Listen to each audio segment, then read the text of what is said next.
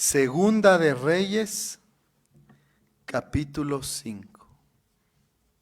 ¿De acuerdo? Vamos a leer la palabra de Dios.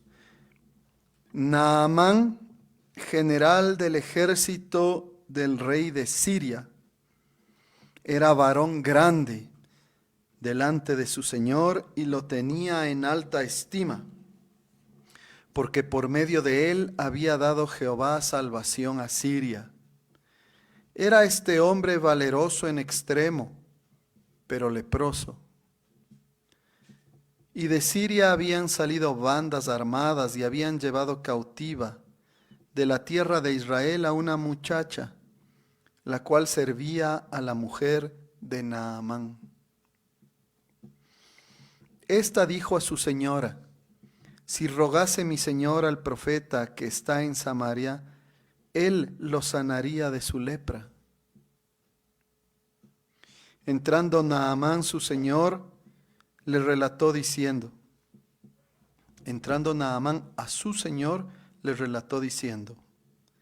así y así ha dicho una muchacha que es de la tierra de Israel. Y le dijo el rey de Siria: anda, ve, y yo enviaré cartas al rey de Israel.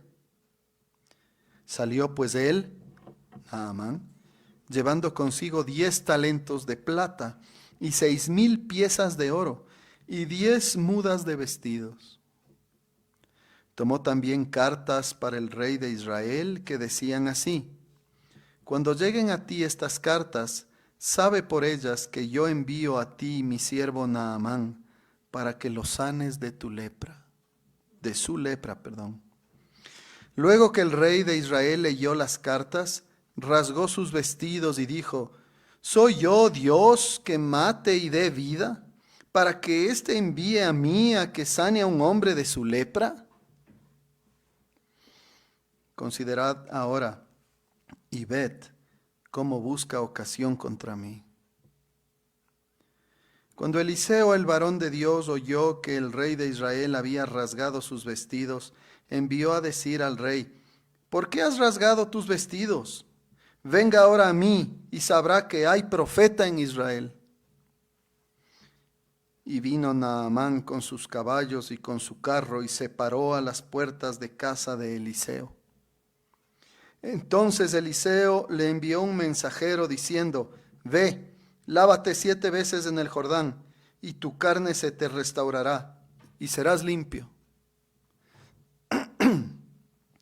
Y Naamán se fue enojado, diciendo: he aquí, yo decía para mí, saldrá él luego, y estando en pie invocará el nombre de Jehová su Dios, y alzará su mano y tocará el lugar y sanará la lepra. Habana y Farfar, ríos de Damasco, ¿no son mejores que todas las aguas de Israel? Si me lavare en ellos, ¿no seré también limpio? Y se volvió y se fue enojado. Mas sus criados se le acercaron y le hablaron diciendo: Padre mío, si el profeta te mandara alguna gran cosa, ¿no la harías? ¿Cuánto más diciéndote: lávate y serás limpio?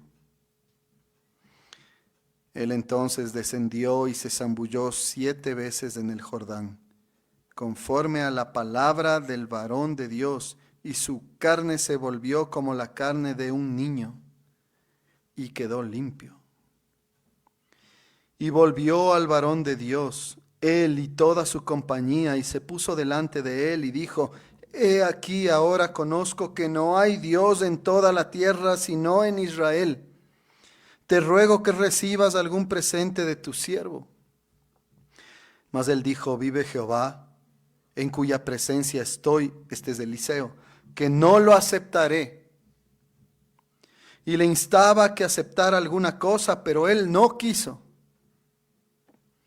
Entonces Naamán dijo: te ruego pues, ¿de esta tierra no se dará a tu siervo la carga de un par de mulas? Porque de aquí en adelante tu siervo no sacrificará holocausto ni ofrecerá sacrificio a otros dioses sino a Jehová. En esto perdone Jehová a tu siervo, que cuando mi señor el rey entrare en el templo de Rimón para adorar en él y se apoyare sobre mi brazo, si yo también me inclinare en el templo de Rimón cuando haga tal, Jehová perdone en esto a tu siervo. Y él le dijo, ve en paz. Se fue pues y caminó como media legua de tierra. Entonces Giezi, criado de Eliseo, el varón de Dios, dijo entre sí, he aquí mi señor estorbó a este sirio Naamán, no tomando de su mano las cosas que había traído. Vive Jehová que correré yo tras de él y tomaré de él alguna cosa. Y siguió Giezi a Naamán, y cuando vio Naamán que venía corriendo tras él, se bajó del carro para recibirle y le dijo, ¿todo va bien? ¿Va todo bien, perdón? Y él dijo, bien. Mi señor me envía a decirte, he aquí vinieron a mí en esta hora del monte de Efraín 2 jóvenes de los hijos de los profetas. Te ruego que les des un talento de plata y 2 vestidos nuevos. Dijo Naamán, te ruego que tomes 2 talentos. Y le insistió, y ató 2 talentos de plata en 2 bolsas, y 2 vestidos nuevos, y lo puso todo a cuestas a 2 de sus criados, para que los llevasen delante de él. Y así que llegó a un lugar secreto, él lo tomó de mano de ellos y lo guardó en la casa. Luego mandó a los hombres que se fuesen. Y él entró y se puso delante de su señor. Y Eliseo le dijo, ¿de dónde vienes, Giezi? Y él le dijo, tu siervo no ha ido a ninguna parte. Él entonces le dijo, ¿no estaba también allí mi corazón cuando el hombre volvió de su carro a recibirte? Es tiempo de tomar plata y de tomar vestidos, olivares, viñas, ovejas, bueyes, siervos y siervas. Por tanto, la lepra de Naamán se te pegará a ti y a tu descendencia para siempre. Y salió de delante de él leproso, blanco como la nieve. Amén. Oremos. Señor, te damos gracias por tu palabra. Gracias, Señor, por la verdad. Y gracias por tu gracia, Señor. Gracias, Señor, porque siendo indignos, inmerecedores, extranjeros, ajenos a ti, tú nos has limpiado, Señor, no solo de lepra, sino de la lepra del pecado, para darnos vida y no muerte. Señor, en el nombre de Jesús oramos. Amén. Queridos hermanos, llegamos a este capítulo entonces en donde lo que vemos es gracia. En general, gracia. Pero la gracia siempre tiene una compañera. ¿Cuál es esa compañera? Bueno, le dije la compañera, pero es masculino el término. Viene el juicio, porque Dios es lleno de misericordia, de amor, de gracia, pero Él también es santo, justo. Hay gracia para el que confía. Hay gracia para confiar, pero también hay juicio para el que desconfía, juicio para el que desecha la gracia de Dios. De esto se trata este pasaje. ¿Cómo empieza? Hay un general del ejército del rey de Siria. Recuerden que Siria es otra nación, es la Aram, ¿no es cierto?, de la que habla la Biblia también. Siria no es un pueblo que está en pacto con Dios. Los sirios son gentiles. Los israelitas de aquella época no podían juntarse con ellos. Eran considerados enemigos, tenían y adoraban a dioses falsos, a ídolos, en este caso a Rimón. No conocían a Dios. Y ahí había un gran general, Naamán. Era grande, porque ganaba muchas batallas.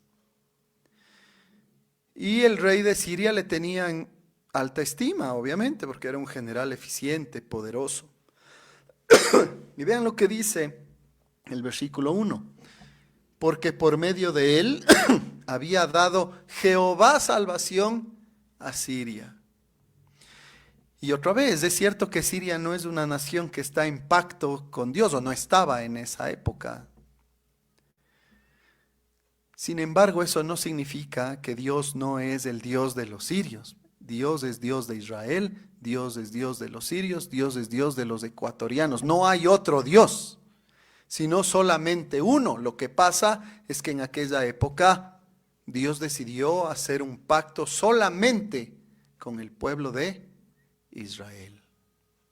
Pero jamás deberíamos nosotros olvidar que Dios es soberano sobre absolutamente todas las cosas y sobre absolutamente toda persona.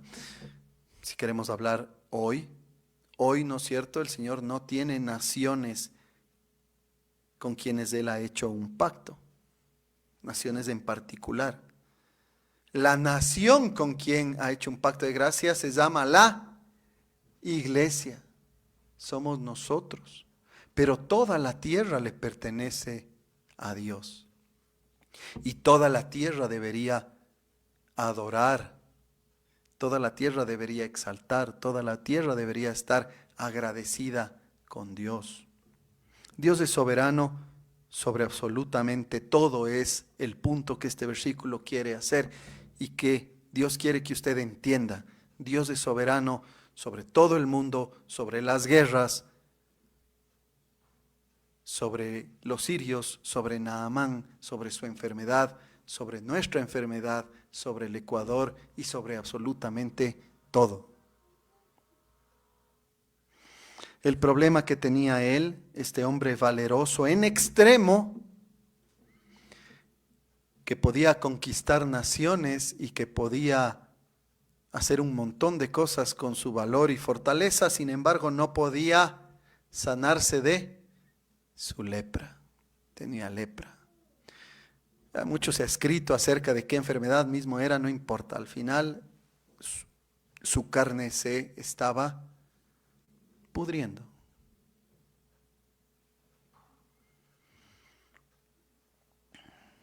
Resulta entonces, nos dice el versículo 2, que providencialmente una muchacha israelita había sido tomada por una de estas bandas de sirios.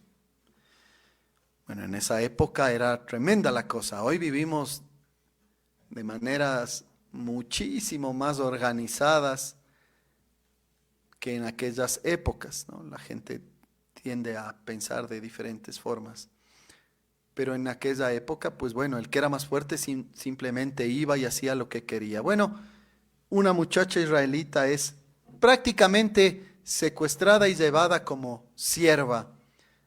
Y resulta que ella termina siendo la sierva de la mujer de Naamán. Y esta joven entonces le sugiere a su señora ahora, a la esposa de Naamán, que vaya para Samaria. Recuerden que Samaria era la capital del reino de Israel, del norte. Que ahí hay un profeta que puede sanarle a su marido. Y esto no es simplemente un favor, no es una recomendación simplemente entre amigas, ¿no? No es una recomendación del grupo de Facebook Mujeres Positivas, ese creo que es el grupo o algo así. Es un grupo enorme en donde se dan consejos de un montón de formas. No, aquí, aparte de ser esto, lo que aquí sucede es que esta jovencita que habrá sufrido muchísimo durante toda su vida, ¿qué nomás le habrá pasado? Sin embargo, es usada por Dios a través de esa fe que ella ha recibido de Dios. Ella confía claramente en Dios y en el enviado de Dios, en este caso, Eliseo. Y le dice, ahí hay un hombre enviado por Dios que puede sanar a su esposo Naamán.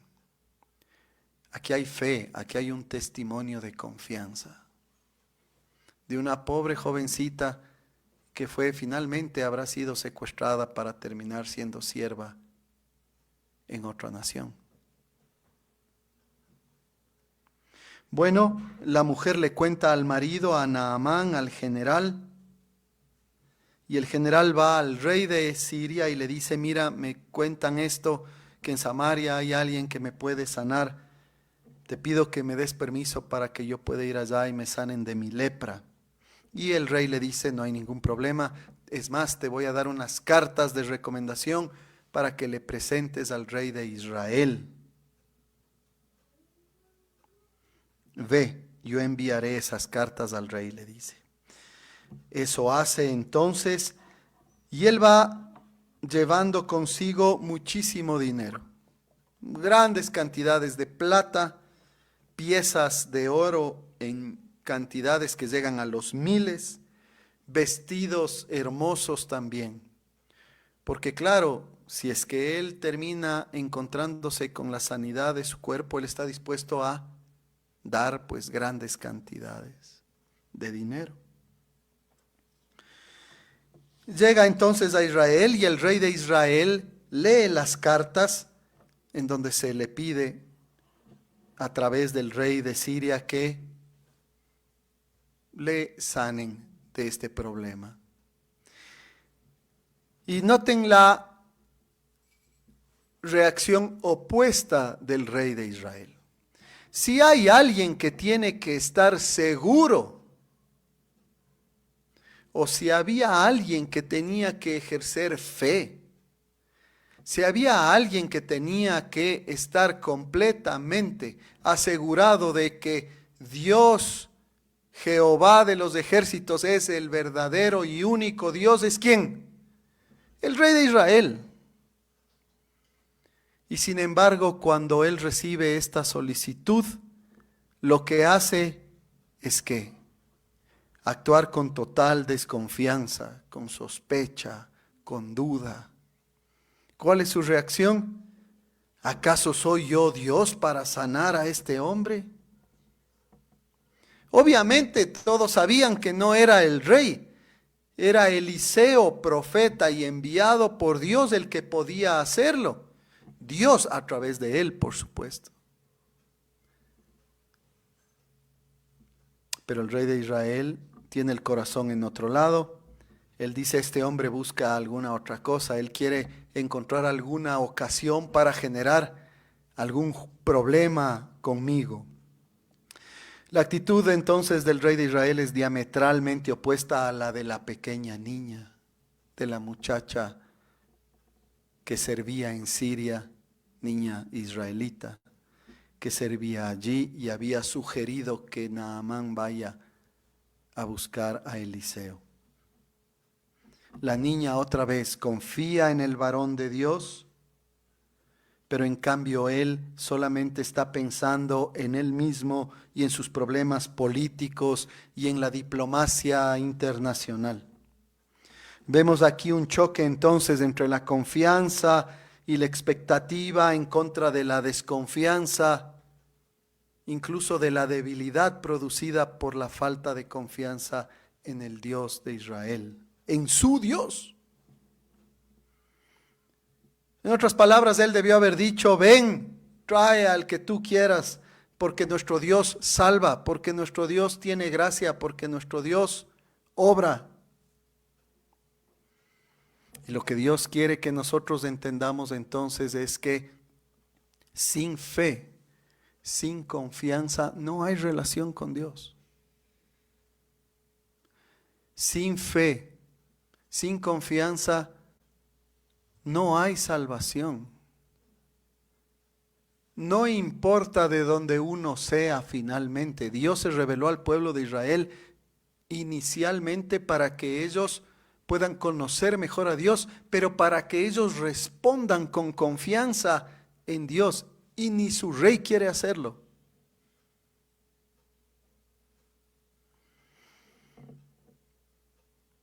Y a nosotros, hermanos, nos puede pasar lo mismo. Nosotros podemos tener el nombre de iglesia, podemos identificarnos como miembros de la iglesia, nosotros podemos decirle a la gente que somos cristianos,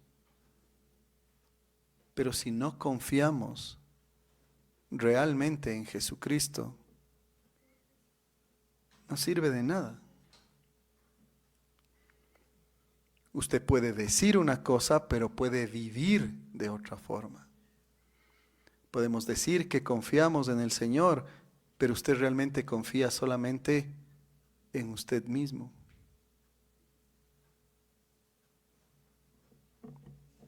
Este es un llamado entonces para nosotros también, para que vivamos lo que decimos ser, para que vivamos realmente lo que hemos profesado, que creemos en Jesucristo como nuestro Señor y nuestro Salvador, y que Él salva, y que Él sana. Después Él soberanamente sabrá cuándo y en qué momento, antes, después, quizás no aquí, pero sí en la gloria. No lo sabemos, pero nuestra confianza siempre tiene que estar en Dios. Y otra vez surge este tema que hemos venido viendo una y otra vez en esta serie de predicaciones. Usted puede estar pensando exactamente igual al rey de Israel. Todo lo que pasa es un problema político y de diplomacia internacional. Hay problemas políticos y de diplomacia internacional, sin duda. Pero el problema de fondo no es ese. El problema de fondo es que la gente adora a cualquier cosa o a cualquier persona y no al Dios verdadero. Ese es el problema. Y que es mucho más importante confiar en Dios aun cuando alguien sea una muchacha que terminó fuera de su nación y habrá sufrido, como decía hace un rato, quién sabe qué y cuánto, pero tiene fe en Dios y confía en Él, que ser un rey, pero totalmente desprovisto de confianza en su Dios.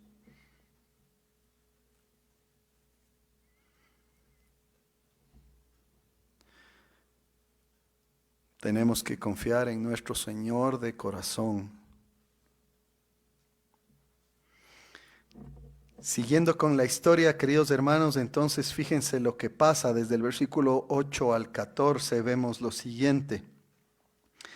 Eliseo se entera de la situación de alguna manera. Se entera de que el rey ha estado rasgándose los vestidos y qué quiere este hombre conmigo y no sé qué, yo no soy Dios. Y Eliseo se entera y le dice, bueno, ¿qué pasa aquí? Mándame al hombre, mándamelo a mí.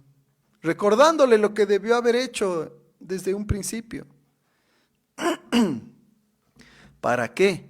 Para que vea que hay profeta de Dios en Israel.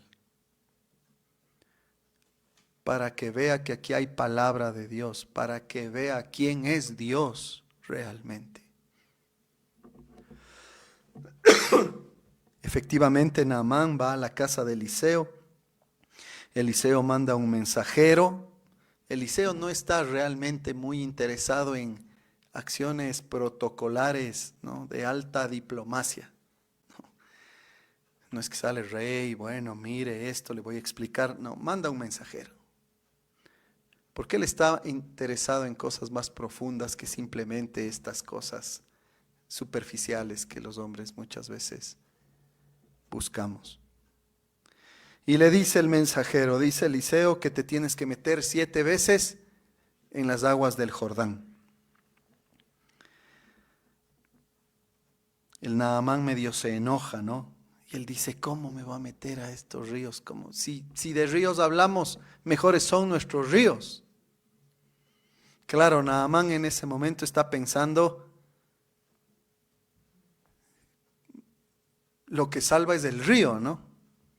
Él no está pensando Dios es el que sana, no está pensando Jehová es el que me va a salvar de esta situación. De hecho, el texto nos dice que Naamán dice esas palabras, ¿no? Yo pensaba que Él iba a venir, Él me iba a tocar, iba a decir, Jehová te va a sanar y me va a sanar. No, me manda a meterme a un río. Bueno, antes de continuar, podemos reflexionar sobre algunas cosas, ¿no? Y creo que una de ellas es que tenemos que reconocer que Dios no actúa muchas veces como nosotros queremos.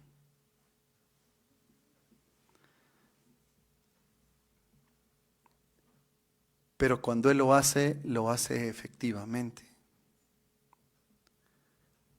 A veces el Señor nos da salvación, nos da santidad. A veces el Señor nos da alivio, el Señor nos da consuelo, el Señor bendice, el Señor da gracia. Muchas veces de maneras que nosotros vemos inadecuadas, quizás cansonas, quizás que ni siquiera entendemos realmente. Pero así obra Dios. ¿Y quién es Dios? ¿Él o nosotros? ¿Él o usted? Por eso tenemos que sacarnos de la cabeza estas conductas que nosotros tenemos, ¿no? De que pensamos que sabemos más que Dios. Y en el fondo lo único que estamos expresando es nuestra arrogancia, nuestro orgullo, nuestra falta de confianza finalmente. Si Dios dice 7 veces en el Jordán, pues 7 veces en el Jordán. Porque confiamos en su palabra, porque confiamos en Él, porque Él sabe mejor que nosotros, porque nosotros ya nos hemos dado cuenta en la vida, sobre todo los que ya hemos transitado algunos años, que cuando nosotros queremos usar nuestro propio juicio, nos hemos equivocado y bastante. Y bastante.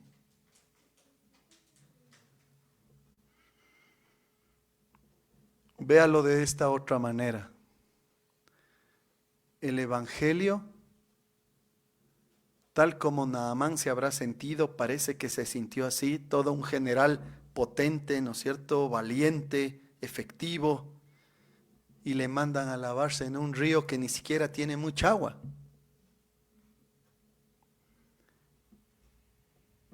Se habrá sentido hasta humillado.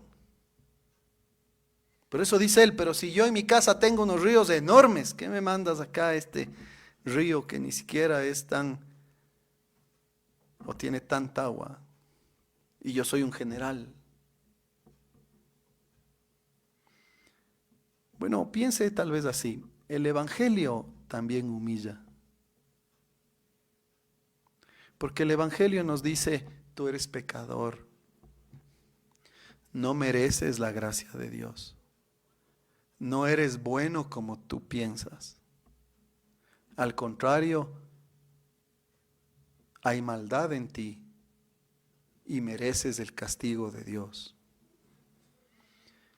Y sin embargo, Dios muestra su gracia a través de Cristo, pagando Él por nuestros pecados. El Evangelio humilla, pero nos dice la verdad y nos salva.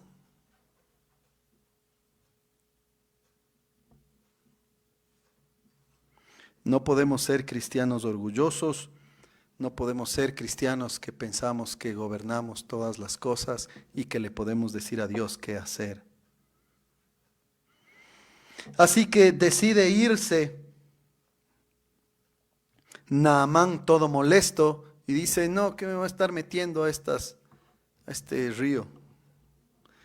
Pero los criados con mucha prudencia, incluso mayor que la del mismo, lo cual es muy curioso, le detienen y le dicen, mire, ¿y si se sana?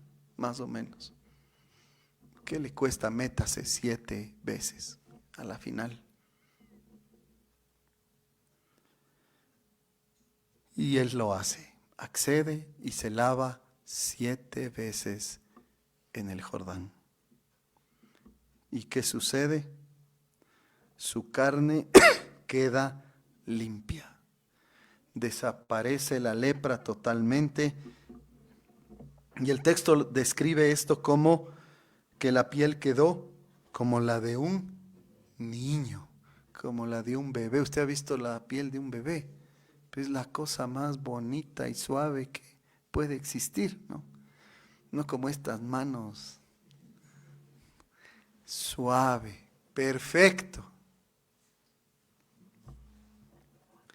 Sin ningún tipo de lesión o problema. ¿Qué sucede? Y este quizás es el centro de toda esta historia, queridos hermanos. ¿Qué sucede? Naamán va al varón de Dios, ese es Eliseo. Él y toda su compañía se pone delante de Eliseo y le dice, lo que tiene que pasar cuando la gracia de Dios es compartida, lo que tiene que pasar cuando uno recibe el favor de Dios. He aquí ahora conozco que no hay otro Dios en toda la tierra, sino solo en Israel. Ahora sé que Jehová es Dios. En otras palabras, lo que Dios quiere al mostrarnos gracia es que nosotros seamos cambiados. El orgulloso Naamán es transformado. En primer lugar, sus afectos religiosos son cambiados.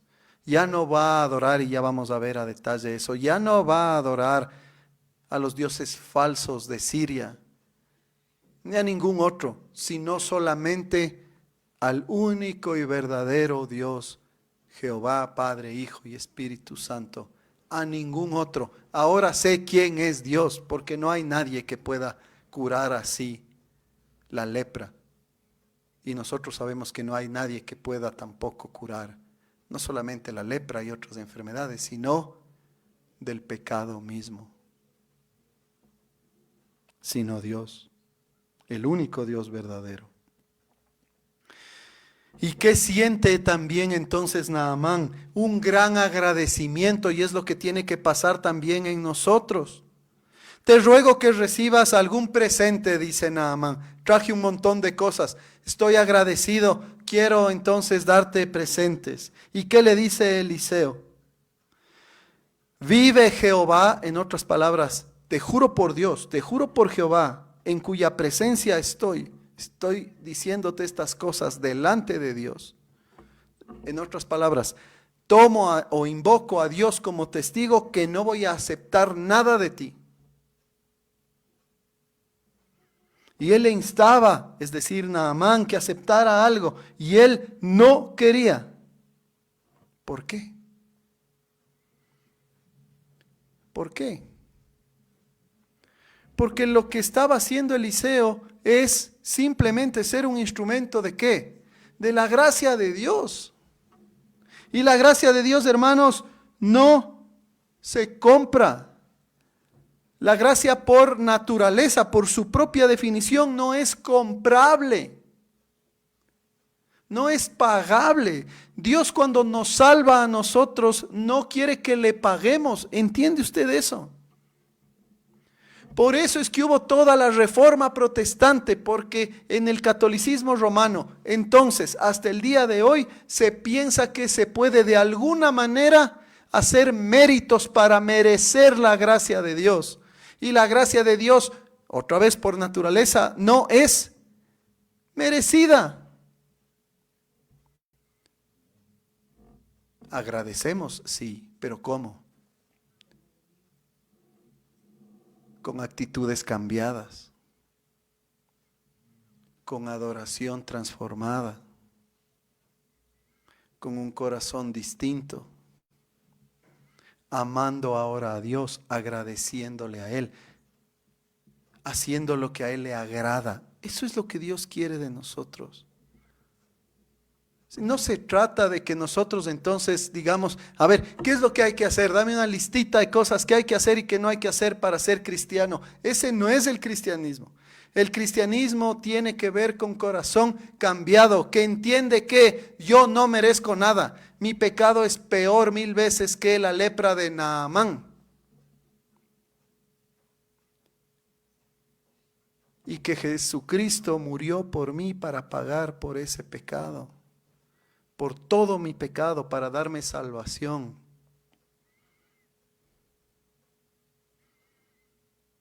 Y que entonces ahora yo solamente quiero servirle a Él. Ahora conozco que Él es Dios, que solo hay misericordia perfecta en Él y que Él me ha mostrado su gracia y entonces yo quiero vivir ahora para Él. Es un cambio de corazón en el poder del Espíritu Santo que nos hace distintos y nos hace querer agradar a Dios. No es cumplir leyes. La ley de Dios coincide con la voluntad del Espíritu, por supuesto, porque el Espíritu es Dios. Y en ese sentido la ley es buena, pero nosotros en primer lugar no seguimos leyes. Nosotros nos informamos a través de la ley acerca de lo que le agrada a Dios, pero sobre todo surge del amor a Dios, gratitud a Dios. ¿Cómo te pago, Dios? No es pagable. No puedes pagar, te juro que no puedes pagar nada de lo que has hecho. Es gracia, yo te quise dar gracia. Eso es lo que dice Dios. Y en palabras del Señor Jesucristo, cree en el Evangelio, arrepiéntete de tu pecado y sígueme. Nada más.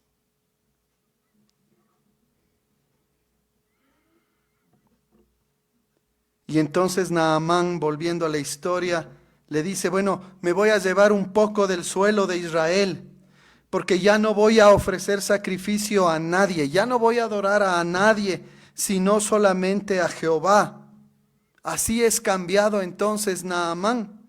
Y claro, uno dice, ¿para qué quiere hacer eso? Bueno, prácticas antiguas, pero lo que él está queriendo decir es, me llevo esto como una especie de símbolo, o tal vez lo pensó de alguna otra manera, pero podemos interpretarlo así, como un símbolo de que la gracia está aquí, de que el Dios de Israel está aquí en Israel, aunque Dios está, por supuesto, en todas partes. Pero yo ya no quiero adorar a nadie sino a Jehová.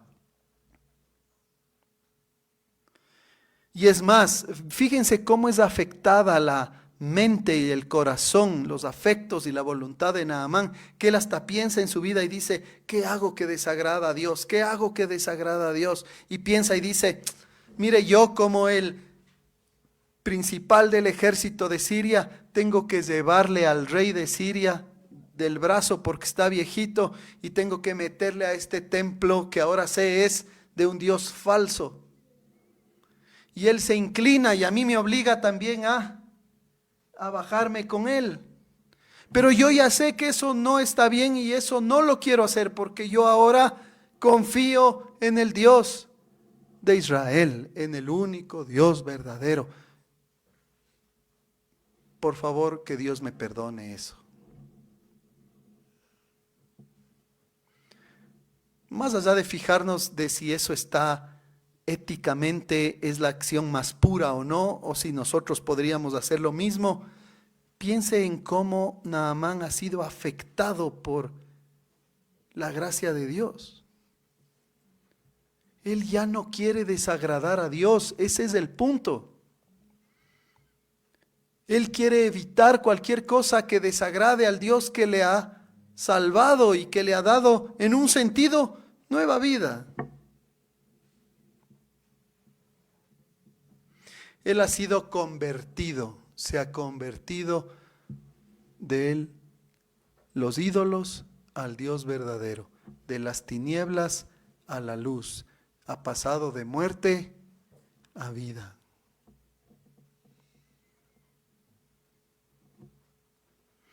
Y el Eliseo le dice, vete en paz.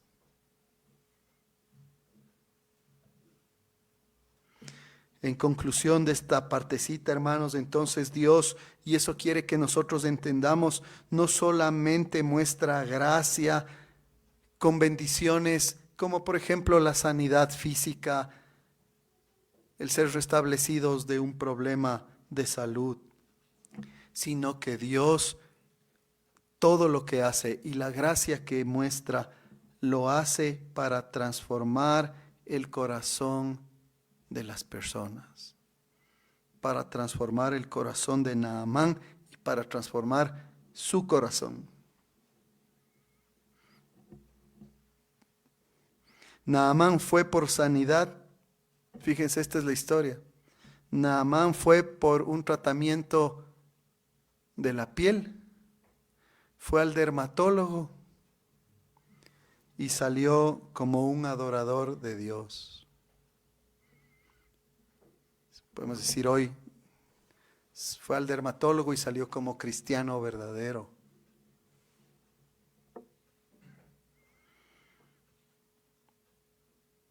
Y viendo esto incluso un poquito más desde afuera, toda esta escena, lo que nos declara es que un gentil, un no judío, alguien que no es del pueblo de Dios en esa época, es grandemente bendecido y contesta y responde adecuadamente con gratitud y con un corazón cambiado, mientras que el rey de Israel ni siquiera confía en su propio Dios. ¿Se dan cuenta la gran alerta que nos está queriendo dar este texto? En otras palabras, no vaya a ser que de repente venga alguien acá que jamás ha oído de Dios, y eso pasa, nunca ha oído de Dios, no sabe absolutamente nada, y de repente providencialmente alguien le dice, ven a la iglesia y oye el evangelio y se convierte. Y luego es el que más sirve y es el que más deseo de agradar a Dios tiene. Mientras que muchos que quizás nacieron en la iglesia y han vivido todo el tiempo en la iglesia, quizás están tibios o quizás incluso más fríos que el rey de Israel.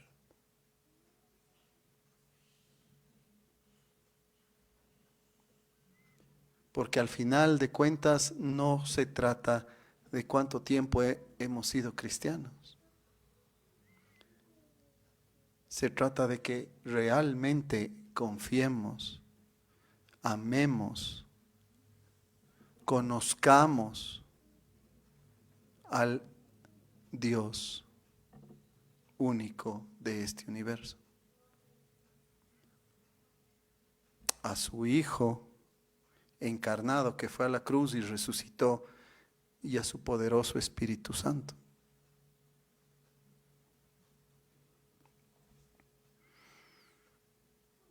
En otras palabras, es una advertencia. Vean que esto ya pasó, de hecho. ¿Se acuerdan ustedes cuando el Señor Jesucristo en Lucas 4, es una de las escenas más potentes de los evangelios, entra a una sinagoga, toma un rollo de Isaías, empieza a leer, si no me equivoco es Isaías 61, y empieza a hablar de los ciegos ven, los paralíticos ahora caminan, y hay un montón de bendiciones con la venida del Mesías, la profecía de la venida del Mesías. Ha venido el evangelio, las buenas nuevas. Y Jesús dice, se ha cumplido esta escritura en este momento, diciéndoles a los judíos, yo soy el Mesías. Y todos, ¿qué? ¿Te blasfemo? ¿Qué está diciendo? Y Jesús continúa y empieza a dar una serie de ilustraciones. Los judíos decían, pero si este es el hijo del carpintero, de acá de a la vuelta, ¿cómo que es el hijo de Dios? Y él dice, se ha cumplido, yo soy el Mesías. Tremenda confrontación. Y el Señor sigue hablando y empieza a darles una serie de ilustraciones del Antiguo Testamento y usa esta. Lucas 4:27. Muchos leprosos había en Israel en el tiempo del profeta Eliseo, pero ninguno de ellos fue limpiado, sino Naamán el sirio. ¿Qué está diciendo Jesús? En Israel había un montón de leprosos y sin embargo no estaban limpios. Sin embargo, Dios a través de Eliseo limpió a Naamán. Al oír estas cosas, todos en la sinagoga se llenaron de ira y se levantaron y le echaron fuera de la ciudad y le llevaron hasta la cumbre del monte sobre el cual estaba edificada la ciudad de ellos. Le llevaron a un monte para despeñarle. O sea, a Jesús le quisieron matar, pero casi que desde el inicio. Mas él pasó por en medio de ellos y se fue. ¿Por qué? Porque la gracia, escuche esto, para aquel que no ha experimentado la gracia de Dios y cree, sin embargo, que cuenta con el favor de Dios por el mero hecho de estar aquí por mucho tiempo, ese tipo de personas detestan que otras personas quizás nuevas e inmerecedoras de la gracia de Dios reciban esa gracia. En otras palabras, uno de los grandes pecados de los fariseos, se enojaban cuando Jesucristo mostraba gracia, porque en el fondo, lo que ellos querían era ganarse el favor de Dios. Y eso hacían los fariseos y muchos judíos. Tratar de merecer, porque la gracia es muy costosa. Usted va a decir, ¿cómo va a ser costosa? Si es gratis. Claro, pero si es gratis y la salvación es gratuita, eso quiere decir que usted ya no tiene ningún mérito en usted y que usted le debe toda su vida a Dios. En cambio, el que no acepta la gracia sigue pensando que él puede hacerlo porque quiere mantener el control de su vida. El cristiano ya no controla su vida porque pertenece a Cristo y ya no a él mismo.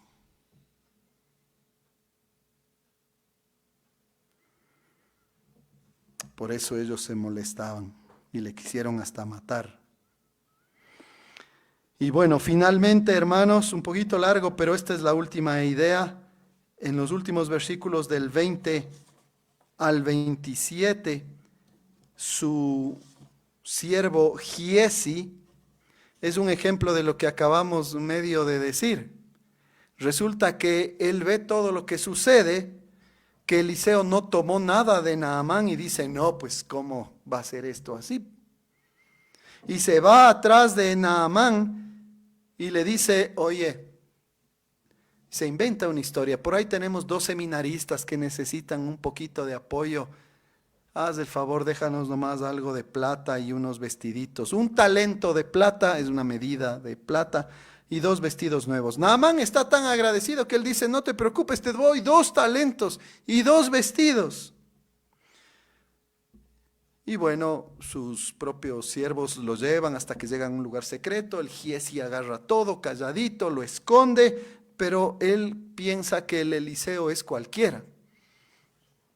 El Eliseo es un hombre de Dios, es un profeta y es alguien que cuenta con el favor de Dios y el poder de Dios de manera especial. Ninguno de nosotros cuenta con esto. Eliseo habla mucho de una forma anticipatoria de Jesucristo. Él sabe, Dios le ha revelado lo que ha pasado. Eliseo lo ve al Giesi y le confronta. Y le dice, ¿es este un momento para tomar regalos? Fíjense la pregunta. ¿Es este un momento para tomar regalos? ¿No estás viendo que un sirio está confiando en Dios y su vida está siendo transformada? Y vos estás interesado en los regalos.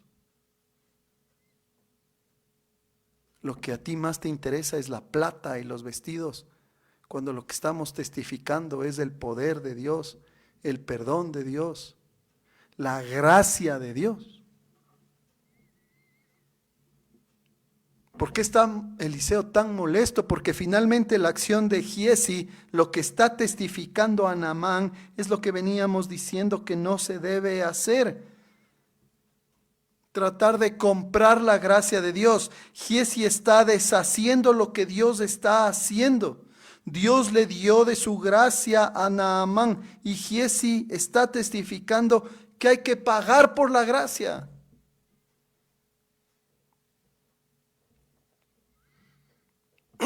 Y tenemos que aprender a vivir de esa manera también. Porque si hemos recibido gracia, tenemos que dar de gracia. El cristiano tiene que vivir testificando la gracia de Dios, mostrando favor de la misma manera que Dios ha mostrado favor hacia nosotros. Dios no quiere, queridos hermanos, que nosotros le paguemos por lo que Cristo hizo. Sáquese eso del corazón. Dios lo que quiere es su corazón cambiado y agradecido. Nada más. No es un pago. Es la respuesta necesaria a la gracia de Dios. No desperdicie la gracia de Dios, no la pisotee tampoco.